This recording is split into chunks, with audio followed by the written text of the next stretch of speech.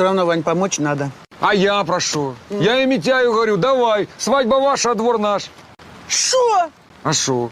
Нет, я прошу прощения, может, это не мое дело. Какое отношение имеет их свадьба к нашему двору? Ольга Николаевна, это у вас в городе там каждый сам за себя и только вот с выгодой. А у нас тут каждый каждому всем миром помогает. Да, Валюха? Я свой двор на разграбление не отдам. Вот ты у меня глупая баба, Валька. Вот глупая. Послушай меня внимательно. Объясняю. Мы абсолютно бескорыстно отдаем Митяю наш двор. Так? Так. А Митяй, в свою очередь, с родственниками и знакомыми также бесплатно наводят порядок в саду, чинят летний душ. В общем, делают из нашей усадьбы конфетку. Теперь поняла? Шо? И забор поправят? А я о чем? Ага. Вот тебе и а. Покрепче ничего нету. Ну все, ладно.